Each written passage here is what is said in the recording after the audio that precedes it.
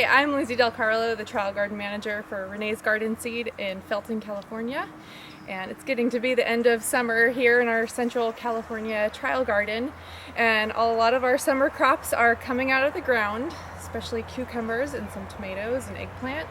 And so I have an empty bed here, which we've cleared of our summer crops. And I am going to demonstrate sowing cover crop. Cover crop is great for the winter time. It is used to hold the soil in during the winter rains and prevent erosion and helps build the soil. This is our Renee's Garden scatter can. It contains legumes which help fix atmospheric nitrogen into the soil. It has tap roots like purple top turnips, which mine for nutrients that are deep in the soil and helps store them so that they don't get washed away in the rain. And it also contains grass, which has thick roots and helps really hold the soil during winter rains and protects the soil from erosion. So I'll just demonstrate how we sow the cover crop.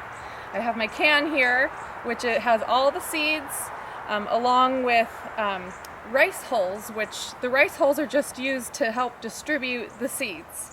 And so I'll give the can a good shake to evenly distribute the seeds and the rice hulls. I'll open it up and take off the foil. You can see it's nice and mixed up here. And then the rice hulls also help when you're broadcasting your seed. It really helps you to see the distance in which you have broadcasted the seed. And so we are aiming for 1 to 2 inches apart with our seeds. So I'll go ahead and you can either shake it from the palm of your hand like this, or just with the can itself. And it's really easy to see with the rice hulls what kind of spacing I'm aiming with my seeds.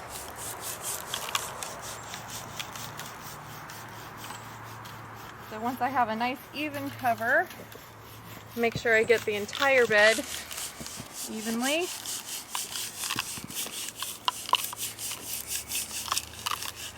And that's about it. It's really easy.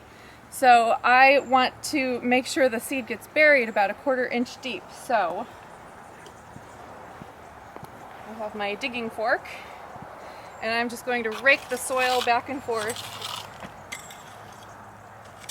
And this helps to bury the seed. And I can kind of see how deep I'm going here. So I'll just do this along the entire bed until they're all evenly incorporated into the soil. Okay, so now I have all the cover crop seed raked in to about 1/4 to 1/2 inch deep.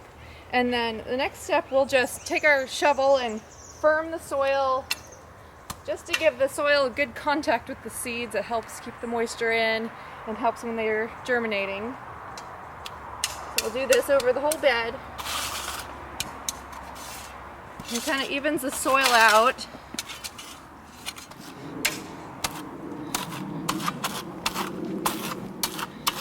And now we'll just water in the seed bed really lightly and evenly.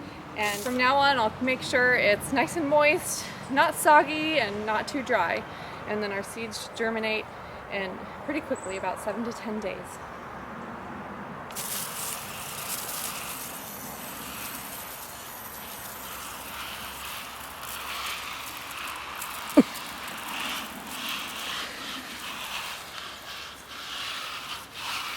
So here we are about 2 weeks after we have sown our green cover crop blend, and I just wanted to show you they're already a couple inches tall, just only 2 weeks after sowing.